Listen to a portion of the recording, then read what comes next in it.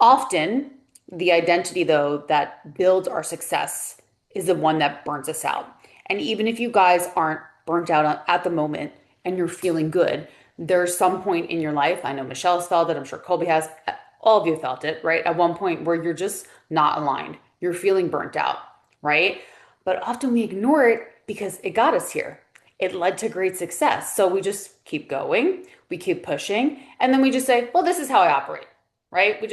I've had clients say to me, like, oh, I handle stress well. Like, I'm good under stress. Okay, that's great. But that doesn't actually mean that your body likes it, right? That doesn't mean your brain likes it. That doesn't mean your nervous system likes it. So for me, and I would love to see you show of hands or drop in the chat, I like this to be a little interactive. I grew up with a father who was like, money doesn't grow on trees, Trees. right? You got to work hard. You don't need to like what you do. You just need to work hard. You don't need to be fulfilled. Just work hard, just make money. Anyone relate? Hear that from their parents or hear that in society, right? Or wealthy people are this, or we don't have money for that. So I grew up with that mentality and I took it on as my own. So without even realizing it, I'm living in this identity that I didn't really choose, but because my dad said it, my mom said it, teacher said it, whoever said it, we just hold on to it. Does that make sense, guys? Can you relate? Like at some point, we've all heard that. So for me, it was like working hard, getting straight A's, graduating with honors, and making my parents really proud, making my teachers really proud. And that identity carried with me all the way through when I got a pharmaceutical sales job.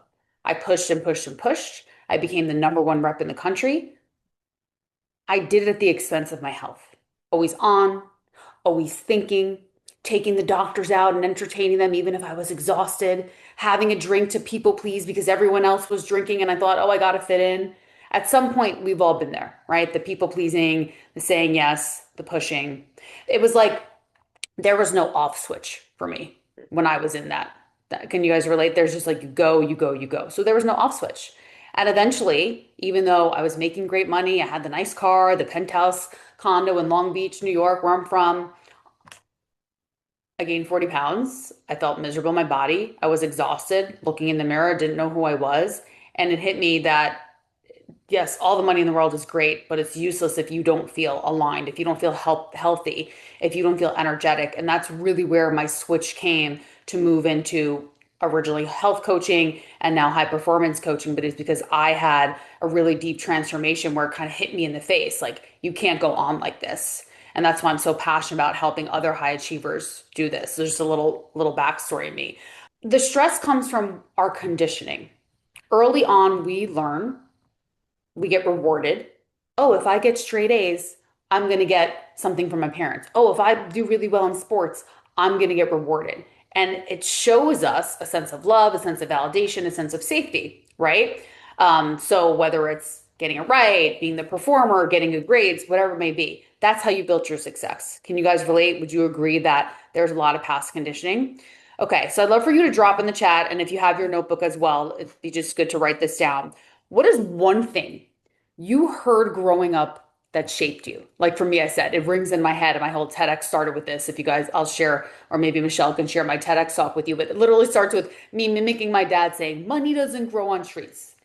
And that sticks in my head. What is one thing you heard growing up?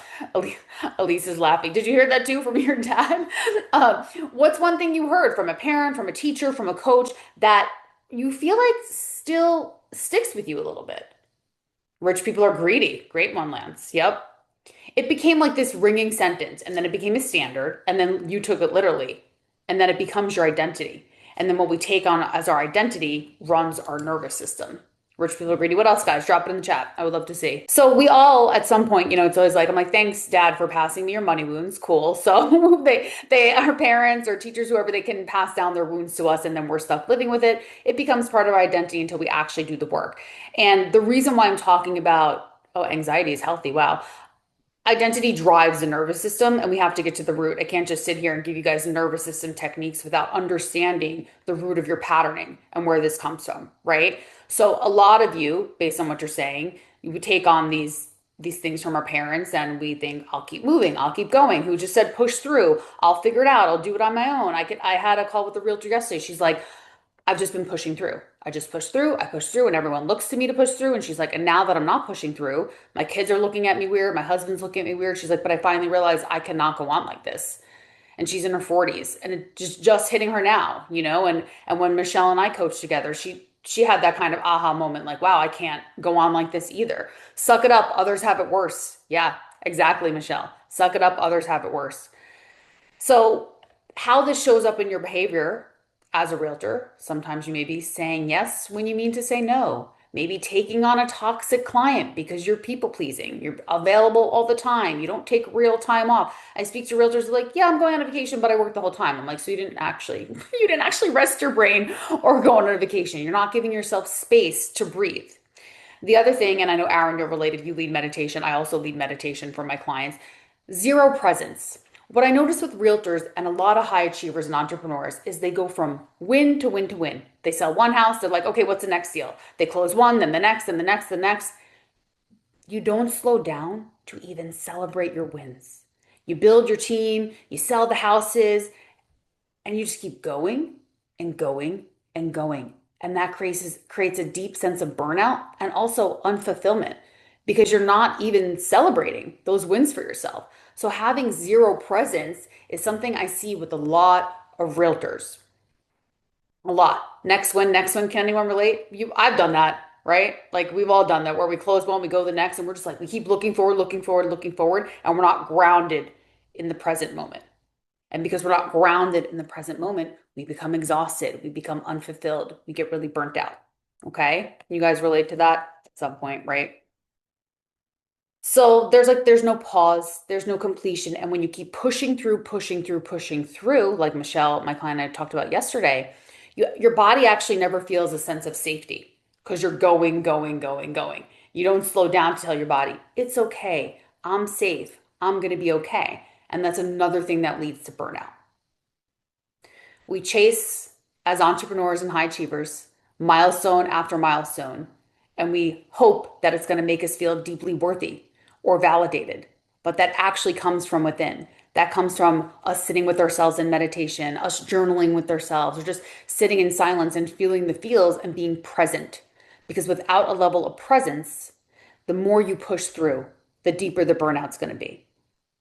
And burnout isn't always this loud thing. It's not always like, oh my God, I'm falling over. I'm in the hospital. I'm a freaking mess. That's not what Michelle was like, actually, when we talk. It was very quiet. It was a quiet, right, Michelle? Would you say it was like a quiet tug? Yeah. Do you want to share briefly how you were feeling, if you don't mind? Yeah, I mean, I think it was just this feeling of definite misalignment and just not confident in where I was going, what I was doing, how I was spending my time. Yeah, sadness, happiness, joy, chaos. Chaos. Chaos. And because you had so much chaos, you couldn't get clarity on what you wanted to do with your business, what schedule you wanted to set up, right? It just leaks into so many different areas of our life. So, what is the nervous system? It's literally your body's command center. It's scanning for threats, and there's two states. There's a sympathetic. So I always remember sympathetic stress, right? SS, sympathetic is stress state, which most of us are operating in. And then there's the parasympathetic, the rest, the digest, the slow down, which most of us, unfortunately, this is where I see the biggest opportunity for us to learn how to shift, for you guys to learn how to shift out of sympathetic into parasympathetic.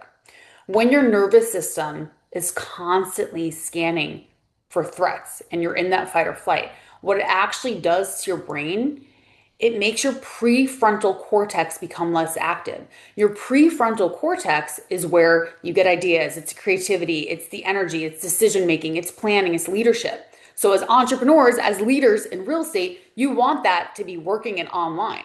But over time, and exactly what Michelle said, she couldn't make decisions. She felt chaos. She felt up. She felt down because her prefrontal cortex wasn't fully online.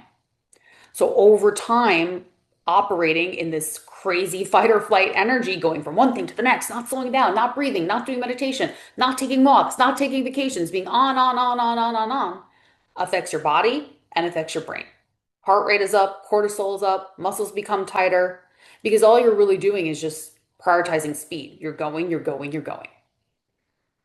And you may not be like that right now, but we all know, all have to admit at some point we have. How many of you feel like you wake up and you're already thinking, you're already on? What do you guys do when you wake up first thing in the morning?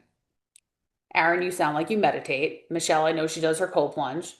Carlene checks her phone. Who else? Just I be was honest. like typing it in there. Facial cold plunge. Read, love it.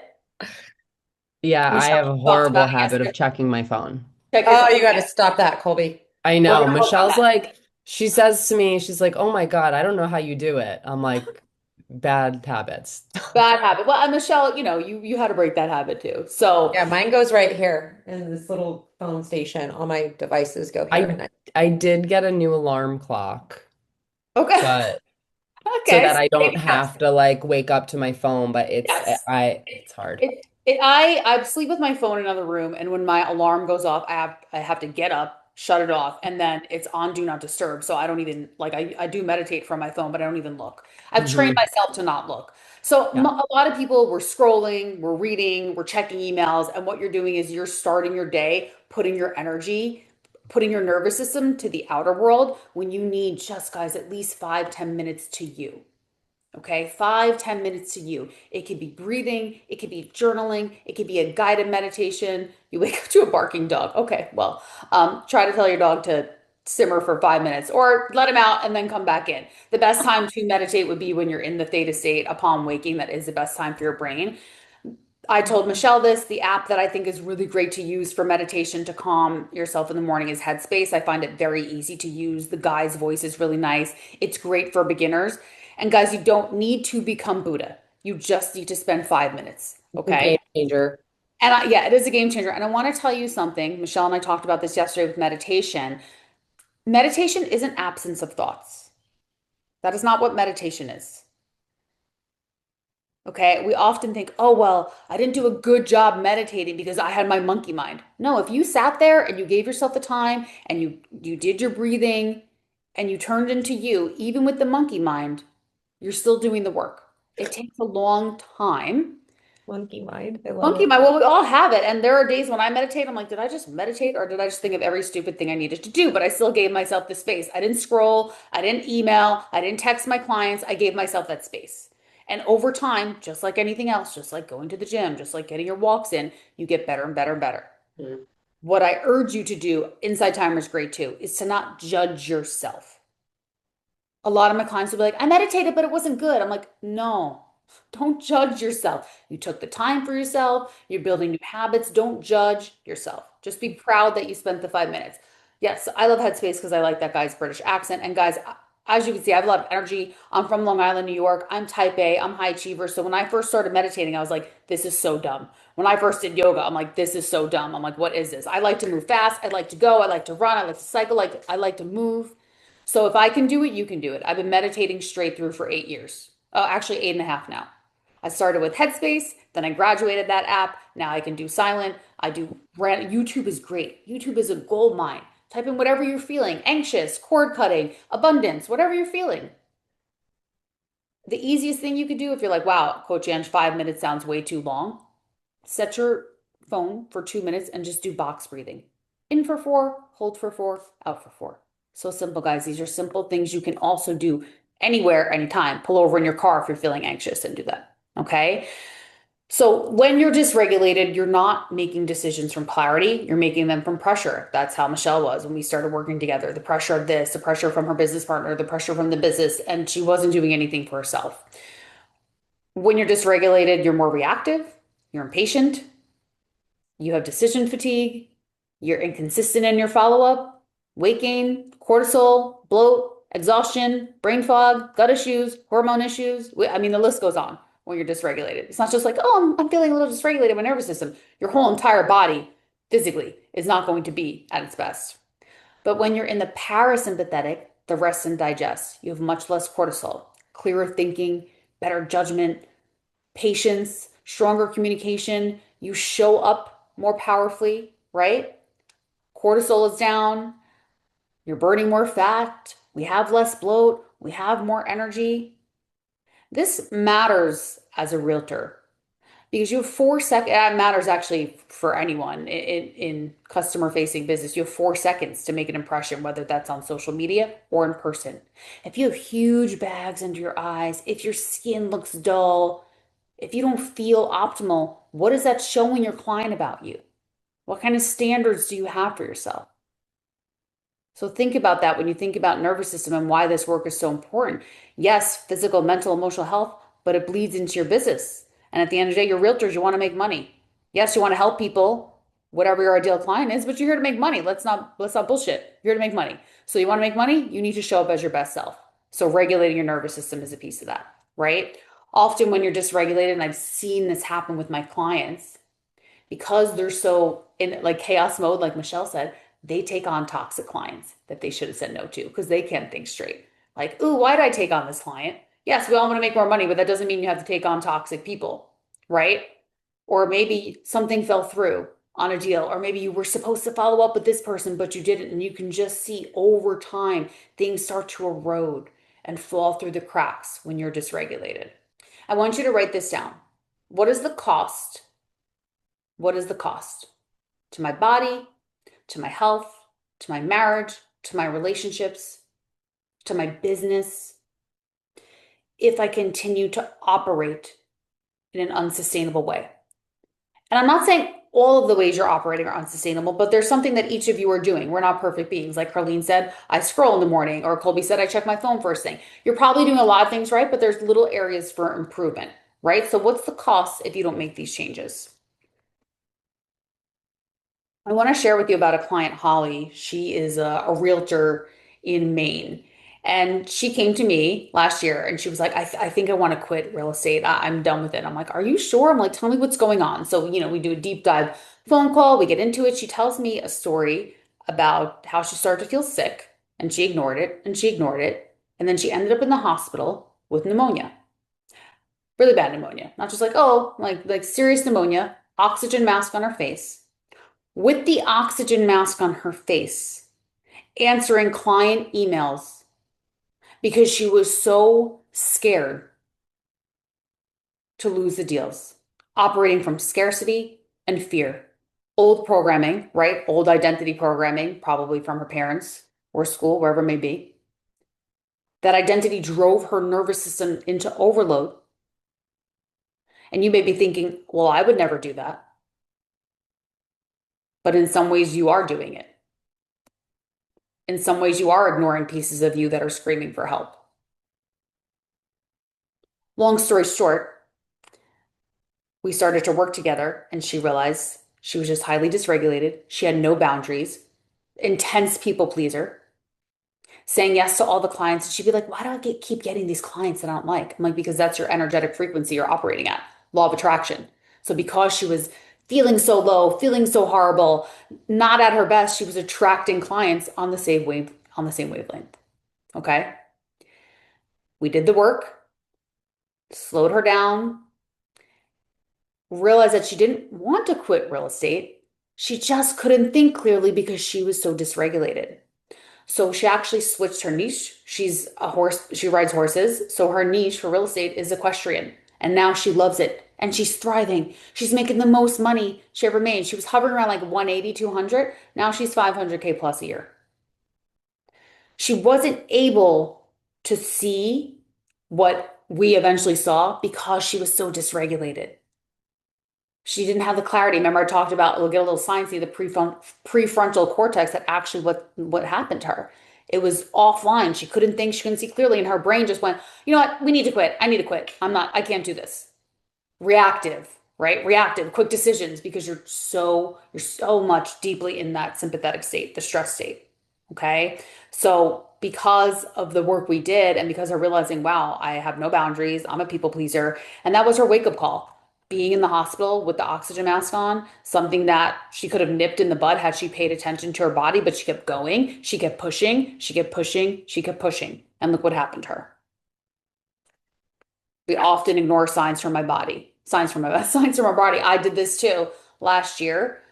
I had Epstein-Barr virus. I just thought, oh, I'm a little tired. I'm a little this, I'm a little that. I got full-blown Epstein-Barr reactivation, and then it turned into mercury poisoning. And it didn't turn into mercury poisoning because I eat a lot of fish. It turned into mercury poisoning because I had ignored the EBV so long, thinking I could just push through. And Epstein-Barr cells actually synergistically merge. They like love to feed off any heavy metals in your body. And I got really sick, really, really sick. So it can happen to the best of us. And I'm happy. I always believe everything happens for a reason. And I share that with you guys because I'm not immune to this too. That identity, that high achiever identity is something I work through every day. So the work is never done. I had a client ask me the other day, when do I have to stop doing this nervous system work and healing work? I'm like, never. Never. We do this work for the rest of our lives, right? If you go to the gym, you don't just go for 3 months. You hopefully go for the rest of your life. If you begin meditation, you hopefully take it on and you're meditating for the rest of your life because it imprints how you feel, right? So now we're going to do a little burnout assessment. So I'm just going to read a few things out and you're just going to write yes or no. So have your notebook out and then we're going to do some counting on a score here. Okay. And just a statistic that I think is quite shocking because it's not just Holly, it's everywhere. 77% of professionals report experiencing burnout. But that's really high. I feel like it might even be higher. And I wonder what it is specifically just in real estate. You know what I mean? It's ridiculous. That's why I'm so happy you guys have the Healthy Mind Collective because we need more awareness about this. We need people to feel better and have a safe space to talk about this without being embarrassed, you know? Okay, so first thing, your mind doesn't shut off. You're just writing yes or no. You're always thinking about what's next. You feel behind even when you're productive. You overthink decisions.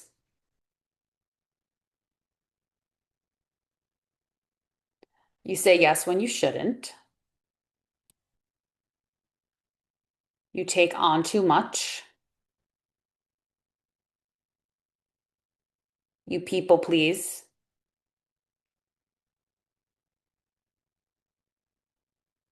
You avoid hard conversations. You feel tired even when you rest. You're experiencing weight gain, brain fog, bloat, extreme fatigue. You feel wired but exhausted. You're not fully present.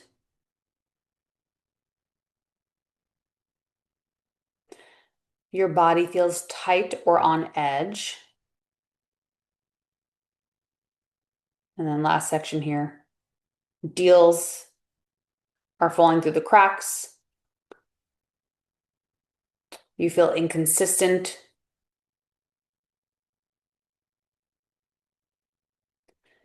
You're working hard, but you're not seeing the return you want. So now count your yeses and then drop your number in the chat. And this is a no judgment zone.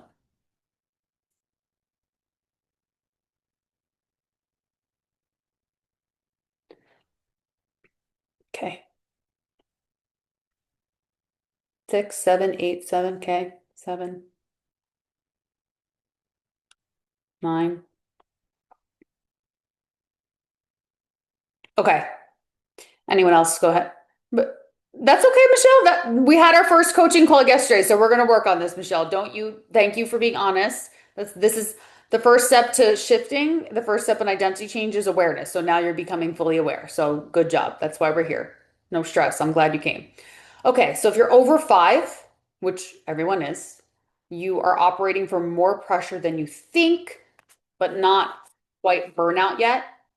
And then in between 5 and 10, we're getting up there. And if you're 10 plus, you're running from burnout, which you know, right? So if you're in that like 5, 6, 7, 8, 9, there's work to do, which I said, no one's perfect. We all have an area that we can work on. So for some of you, it might be nutrition. For some of you, it might be going to the gym. For some, it might be doing the meditation. Or Colby might be like the phone in the morning, whatever it may be. Like you each have areas to work. What I will say is, don't overthink it. Circle the one, or no, I actually didn't. I didn't have you guys write down the things. Think about the one that stuck out to you most when I read them, and that's the one you'll work on first. So was it the mind not shutting off? You're always thinking about what's next. You feel behind when you're productive. You overthink decisions.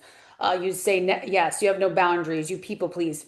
You guys know deep down what's the one, like Dylan, what one do you feel like is weighing on you the most? I think you were 9, right? Feeling behind for me. Okay, perfect, Kobe. So that mind not shutting off, right? So this is where like meditation for all these things, meditation, breath work, sitting with yourself more. This is all these deep internal feelings of your identity. Like we need to slow down. We need to slow down. Okay. So now, and Colby, this will help you. So now we have it on paper, right? We wrote down the yeses, and that's great. You can see it, exhausted but wired. Yes, that's so common sign of burnout. Um, Also never feel like I'm hitting my goals. Yes, another high achiever identity trap we get stuck in. I would be doing great, but it's just not good enough, right? That's why slowing down and celebrating your wins, even the tiniest of wins, really makes a big difference. And some of these things I'm saying sound so small, like, oh, celebrate your wins or write down your wins. I'll have some of my clients just send me their wins weekly just so they can start to recognize a pattern. Because we get stuck in our own way. We just go, go, go, go, go. So now I actually want you to feel the difference. You're going to close your eyes, relax your shoulders, and let's put one hand on heart and one hand on belly. Because it's one thing to know what we have to change, and then it's another thing to embody it and feel it. There's a big difference. A lot of you know, but you haven't mastered this piece. You haven't mastered your nervous system and identity. So close your eyes, relax your jaw, relax your eyeballs, relax your shoulders, relax your neck. And you're going to do 2 inhales through the nose, hold at the top, and then a nice long exhale. So a very long exhale, pushing out as much air as you can. And do that a few more times.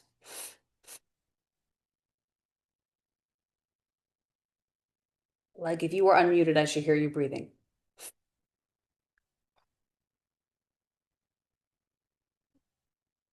Keep going. That longer exhale is doing something very specific. That longer exhale is activating your vagus nerve. And that vagus nerve is going to tell your body to shift and to rest and digest. You can do this anywhere, anytime. You just got off a client call, they annoy the F out of you. You go into your car, whatever you need, or you're in your car, you're in your office, and you just do this. Where you're back to back in meetings and you have a lot of energy, you need to calm yourself down. You take 1 minute and do this.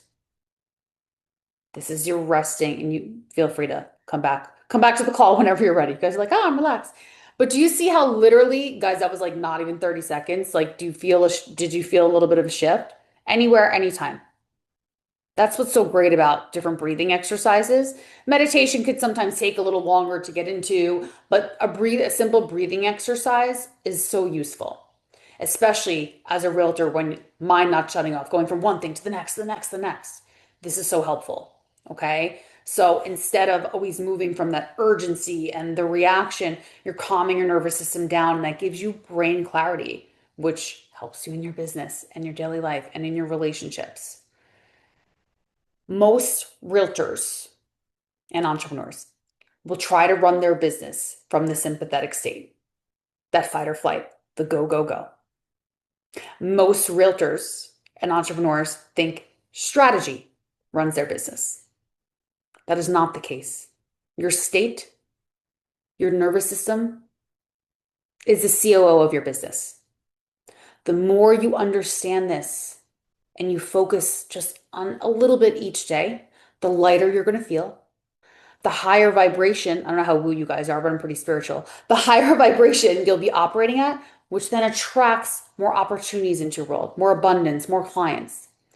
If you're always feeling exhausted, wired, not shutting off, you're operating on a very low level.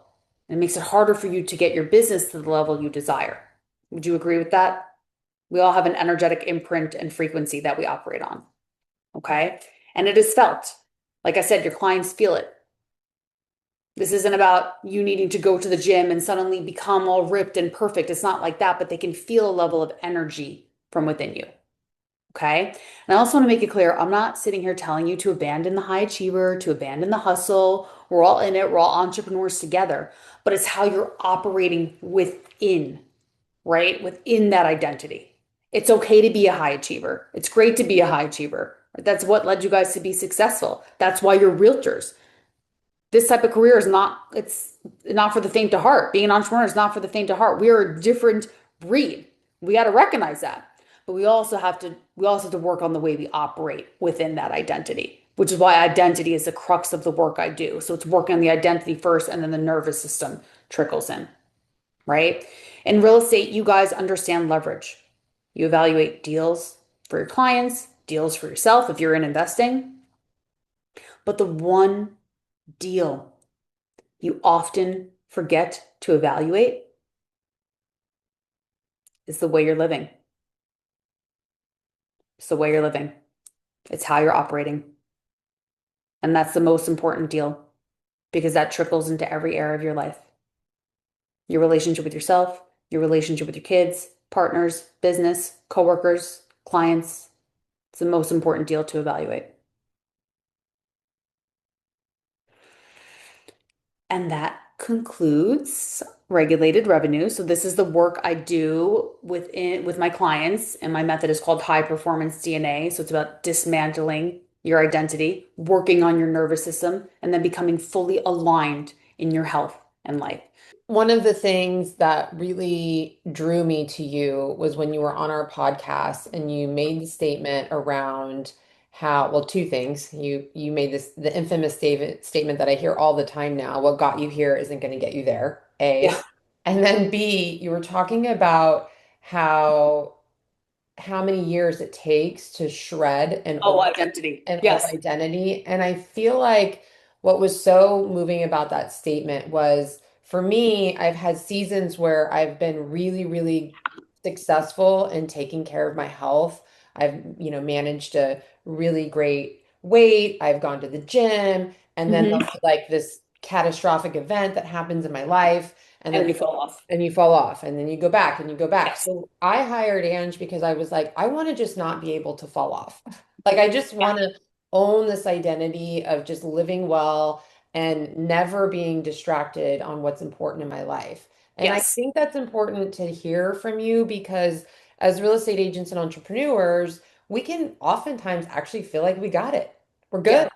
Yeah. And Let's talk then about that. Yeah. yeah, and then something happens and it's like 6 months and you're gaining weight and you're dysregulated. And so just Right. talk about Yeah. getting that new identity and how long Yes. it takes. Would love to. Yeah. We can do a whole nother on it. If you guys are interested in identity, we can do a whole nother call literally just on identity. This one was more focused on obviously nervous system, but identity is so important because like I said, it drives the nervous system. So it actually takes 2 to 3 years to have an identity shift. And this is why most people, it doesn't stick for them. Because, like Michelle said, I'd be really good with my health, I'd be really on point, and then something would happen and I would lose all my results or I would revert back to my old patterning. When you start to work on your habits, your patterning, your subconscious programming, 30s, 40s, 50s, 60, however old you guys are, you have decades of doing these things. You have been doing the same thing for so long. So if you think you're just going to change your habit in 30 days, good effing luck.